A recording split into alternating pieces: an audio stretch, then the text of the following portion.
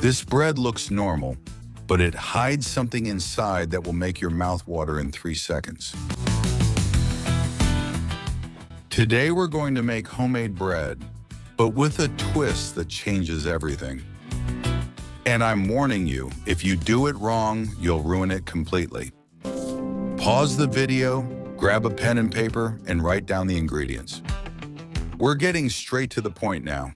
Look, I've got 300 milliliters of lukewarm water here, neither hot nor cold. And I add about 10 grams of dry baker's yeast, and also a teaspoon of sugar. And we mix all of this very well.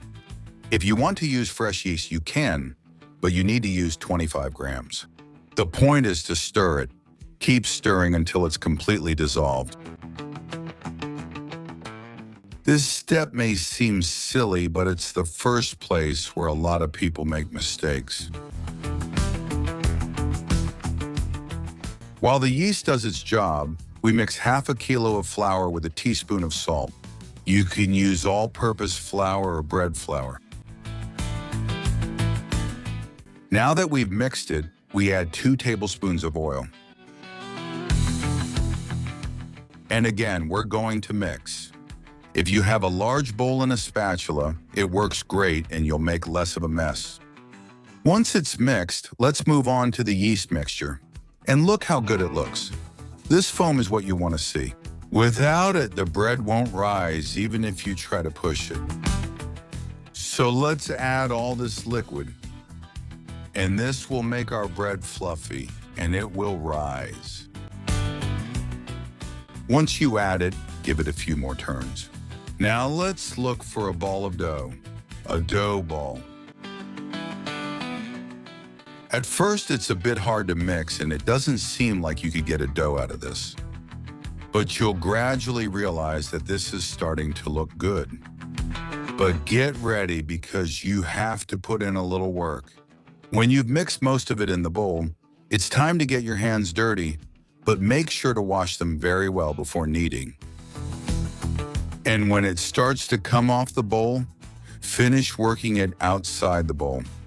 This way, we develop the gluten in the flour and get a fluffier texture and that crumb we like so much.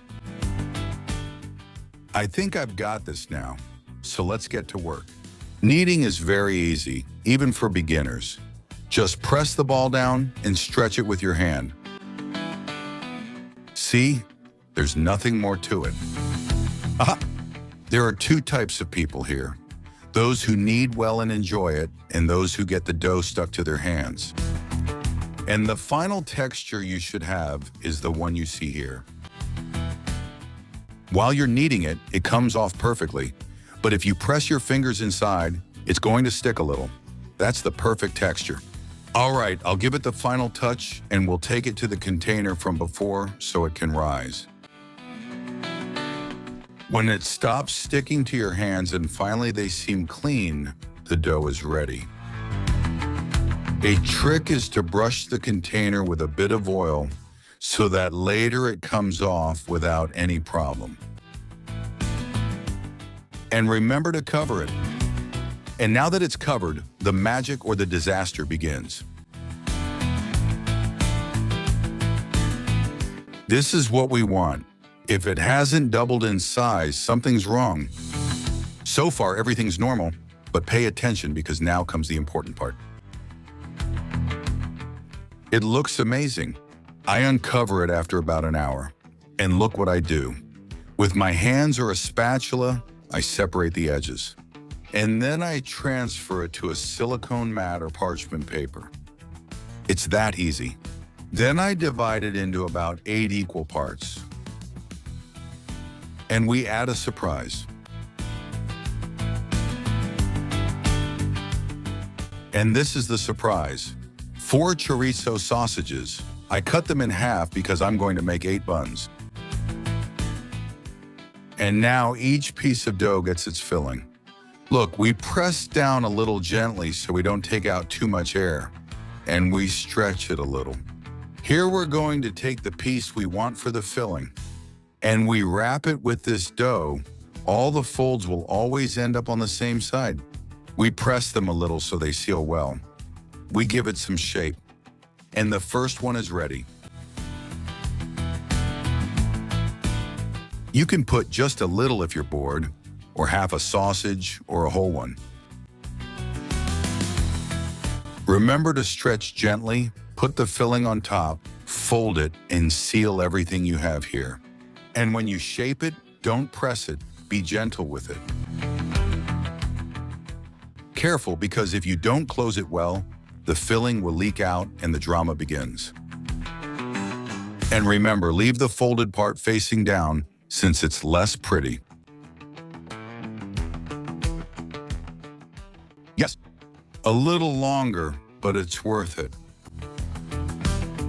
This is optional, but it's going to give it an amazing boost. In a cup, mix a splash of cream with an egg yolk. If you don't have cream, regular milk will work too. Brush the surface and wait a couple of minutes. After those 2 minutes, brush gently again with the same mixture, and you'll get a shiny and amazing finish. Plus, it lets you put things on top because it will be sticky. So, if you add a little more salt now to give it that extra punch on the outside, and if you think of something, for example, how about some sesame seeds? Seeds always work great on bread. So I'm going to get them and sprinkle a little on top. There they are. Don't worry about doing it at the beginning, because in those 25 minutes, these buns are going to rise a little more. Don't worry about them rising with the seeds on top, but that 25-minute rest is mandatory. If you don't wait, the bread will turn out dense. So sometimes patience is the key to a good recipe. Well, do these buns look good to you? I have pork ready and I think they're going to be a big hit.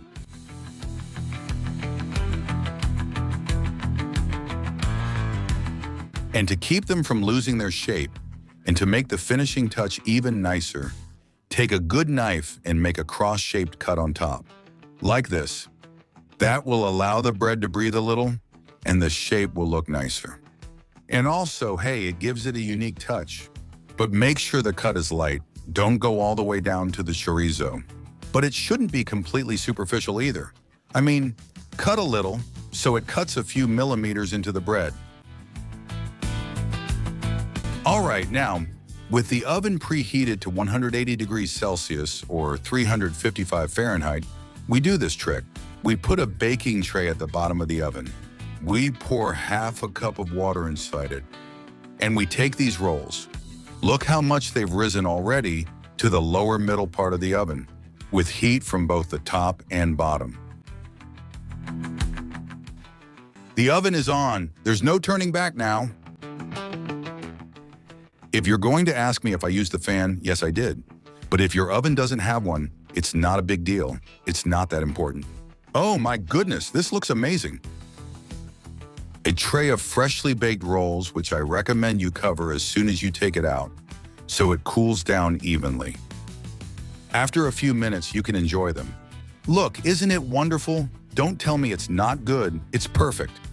Appetizing golden brown with that chorizo fat on the bottom, so typical of the chorizo rolls.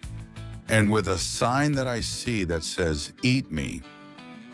Do you dare to take one? At your house, what do you call buns with chorizo inside? Moment of truth. The most important thing, just like with people, the inside. If you're watching the video while hungry, my apologies.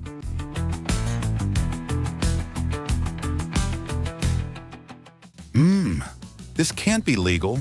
And now tell me in the comments if you would also add cheese or ham, bacon, or would you leave it as is? Just like that.